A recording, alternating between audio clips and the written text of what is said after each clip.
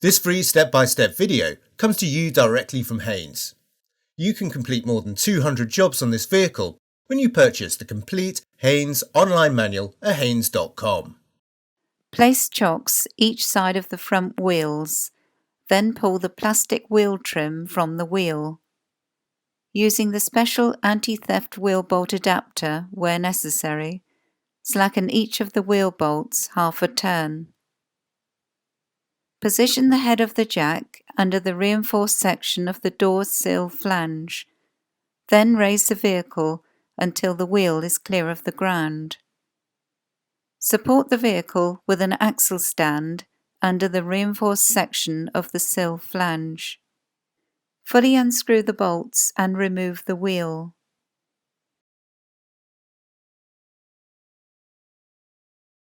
With the handbrake fully released, push the handbrake operating lever downwards and detach the cable end fitting from the lever. Prise out the retaining clip and pull the cable from the bracket.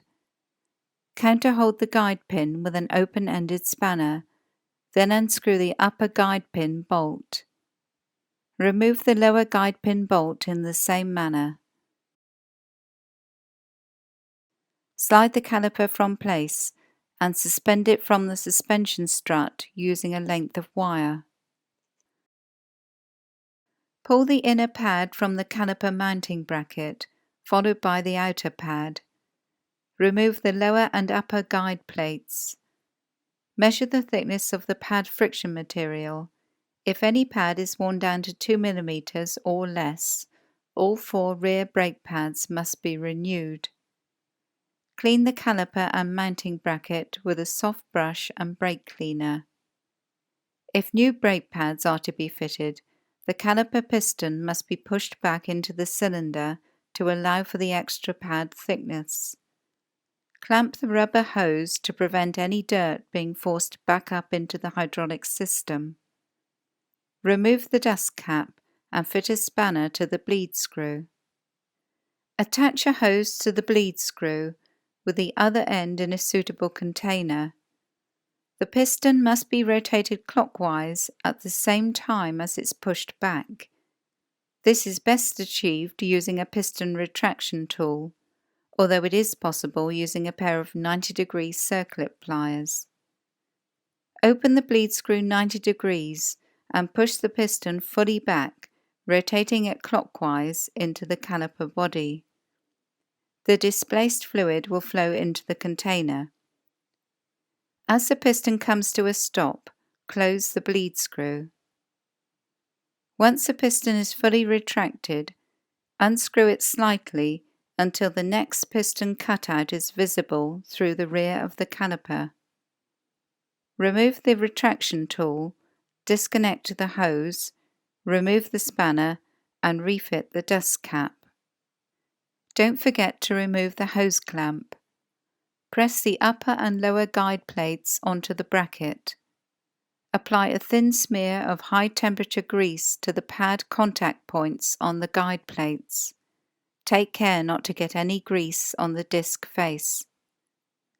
Slide the inner brake pad into place, ensuring the friction material is against the disc face. Then slide the outer pad into place. Slide the caliper into place, then insert the upper and lower guide pin bolts.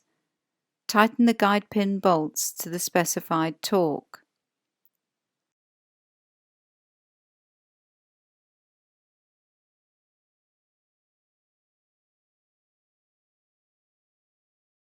Locate the handbrake cable in through the bracket and secure it with the retaining clip. Engage the cable end fitting with the caliper lever. Repeatedly depress the brake pedal to bring the pads into full contact with the disc. Repeat this procedure on the remaining rear brake and check the fluid level. Locate the wheel over the hub and align the bolt holes. Insert and lightly tighten the wheel bolts.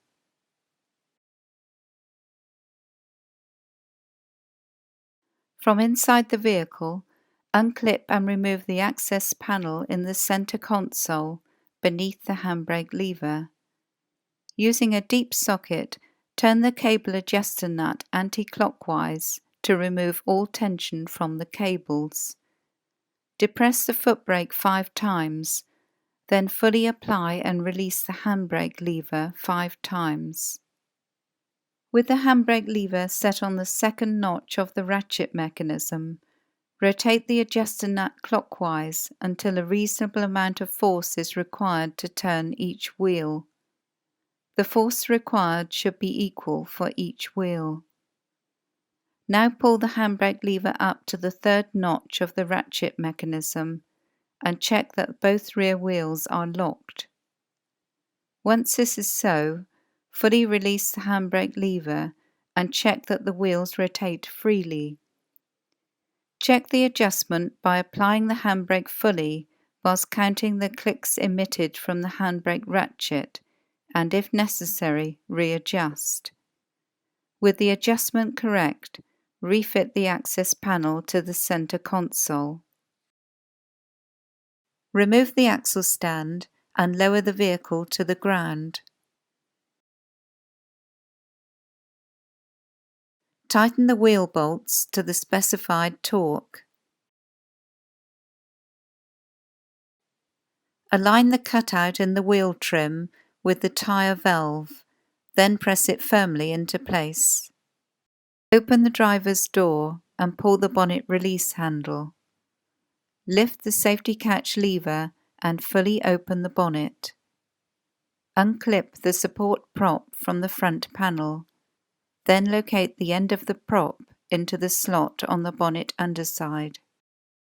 The brake fluid level reservoir is located at the rear of the engine compartment. The fluid level must be between the maximum and minimum marks at all times. If topping up is necessary, clean the area around the top of the reservoir and unscrew the filler cap. Using a funnel and tube will help reduce spillage. Add new .4 fluid from the sealed container. With the level correct, mop up any spilled fluid and securely refit the filler cap. Clip the prop to the front panel. Close the bonnet firmly and check it secure.